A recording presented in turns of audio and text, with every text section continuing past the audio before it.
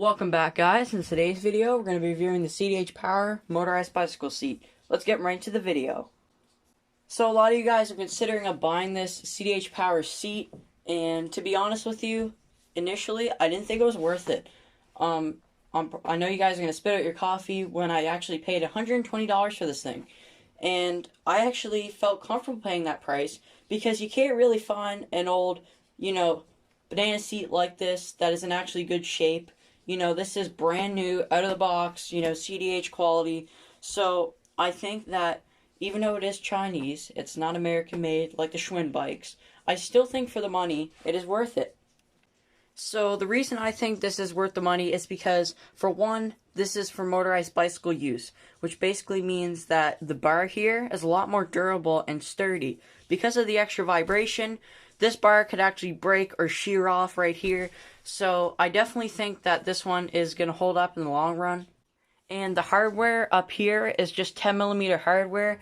And like I said, I think it's going to hold up in the long run just because it's a lot beefier than the, M4 or M6 hardware they used in the previous seats. Alright, so I like to get the cons out of the way first. And con number one is obviously, in my opinion, I think it was worth $120, but not everybody's going to think it's worth $120. And obviously, there is some, quality concerns, and it's not to do with this bar. I think this bar right here is super solid. It's mounted to the axle. I think it's really sturdy. The seat clamp is awesome.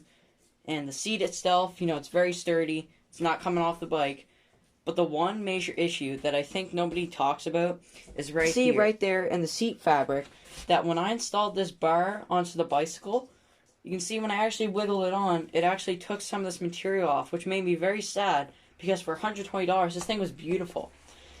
And just by user error, that ripped. Or so I think. I've seen a couple of these that are like this, so it's on both sides, so I might not be the first one to have this experience. Comment down below if you have, obviously.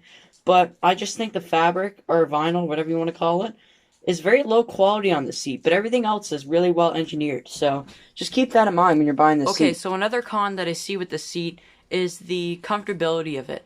When I sit on this bike here, you can see that I'm going to go ahead and sit on in a second, but just judging by the shape of the seat and the geometry of the bike, it's just not very comfortable. I'm going to sit on the bike and show you guys what it looks like, but yeah. So like I said, I hope I get this on camera.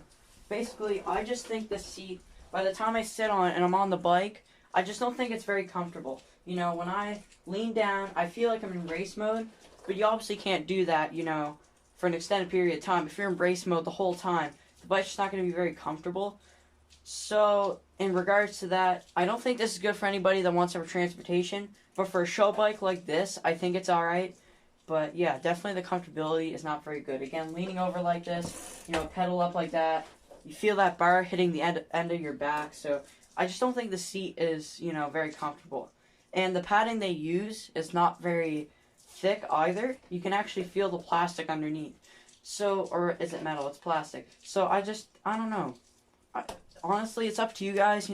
This seat, for the looks, is definitely worth it. But as far as, transportation-wise, you're probably not going to want to buy this. I recommend something like the Schwinn seat I got in the Harley Davidson.